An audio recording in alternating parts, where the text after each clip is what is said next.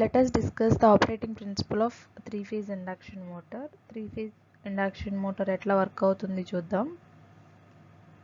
ఇక్కడ డయాగ్రామ్లో చూస్తే పైన స్టేటర్ కండక్టర్స్ ఉంటాయి, అంటే స్టేటర్ ఉంటుంది, కింద రోటర్ ఉంటుంది, రోటర్ మీద రోటర్ కండక్టర్స్ ఉంటాయి.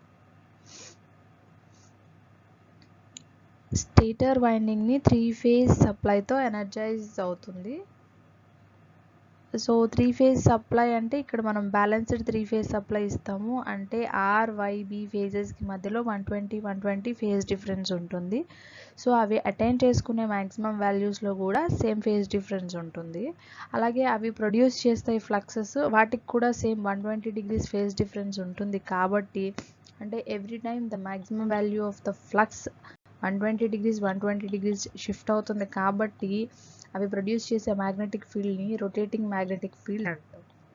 సో ఏవైతే స్టేటర్ ప్రొడ్యూస్ చేసిన రొటేటింగ్ మ్యాగ్నెటిక్ ఫీల్డ్ ఎయిర్ గ్యాప్లో రొటేట్ అవుతుందో అది రోటర్ కండక్టర్స్ని కట్ చేసుకుంటుంది. అది ఎంత స్పీడ్తో రొటేట్ అవుతుంది అంటే ఆర్ఎంఎఫ్ ఎన్ఎస్ అనే స్పీడ్తో రొటేట్ అవుతుంది, which is equals to 120f/p. ఈ ఆర్ఎంఎఫ్ రోటర్ కండక్టర్స్ని కట్ చేసినప్పుడు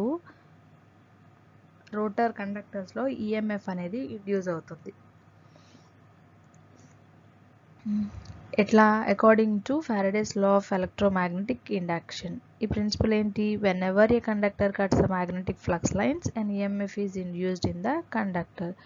సో రోటర్ కండక్టర్ స్టేషనరీగా ఉన్నాయి, రొటేటింగ్ మ్యాగ్నెటిక్ ఫీల్డ్ రొటేట్ అవుతూ రోటర్ కండక్టర్స్ని కట్ చేస్తుంది, కాబట్టి రోటర్ కండక్టర్స్లో ఈఎంఎఫ్ అనేది ఇండ్యూస్ అవుతుంది. సో మనకు ఆల్రెడీ తెలుసు, ఇండక్షన్ మోటార్ని సెకండరీ షార్ట్ సర్క్యూట్ ట్రాన్స్ఫార్మర్ అంటాము. అంటే రోటర్ సర్క్యూట్ ఎప్పుడు షార్ట్ సర్క్యూట్ చేసి ఉంటుంది. That means the rotor circuit is always short circuited. So ఎప్పుడైతే ఈఎంఎఫ్ ఇండ్యూస్ అవుతుందో సో అందులోంచి కరెంట్ ఫ్లో అవుతుంది రోటర్ కండక్టర్స్లో. So rotor conductors current carry చేస్తున్నాయి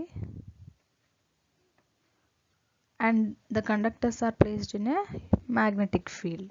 So whenever a current carrying conductor is placed in a magnetic field, it experiences some force.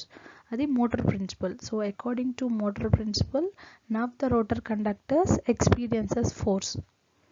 ఈ ఒకవేళ మనం z number of కండక్టర్స్ని rotor మీద place చేస్తే కనుక total some of the forces, అన్ని conductors forces కలిపి ఒక ట్విస్టింగ్ ఫోర్స్ లాగా డెవలప్ అవుతుంది. That twisting force is known as a torque.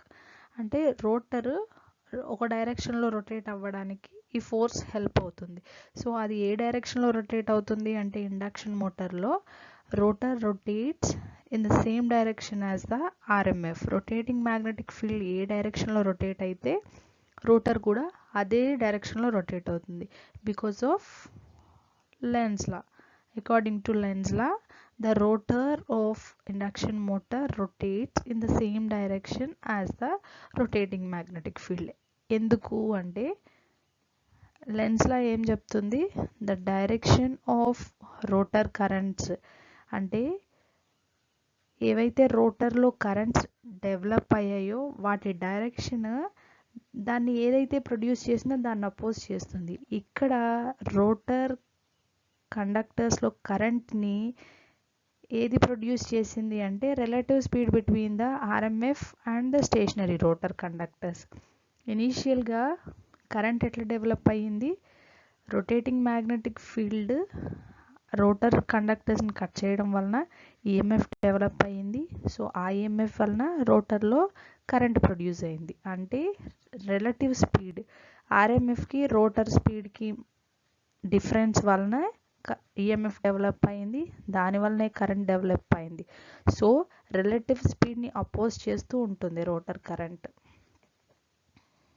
Hence ఆ రిలేటివ్ స్పీడ్ని రెడ్యూస్ చేయడానికి ట్రై చేస్తాయి అన్నమాట రోటర్ కరెంట్స్. అందుకని సేమ్ డైరెక్షన్లో తిరిగితే కనుక ఆ రిలేటివ్ స్పీడ్ అనేది రెడ్యూస్ అవుతుంది. సో అందుకని rotor tries to catch the RMF. So in induction motor, the rotor rotates in the same direction as the rotating magnetic field.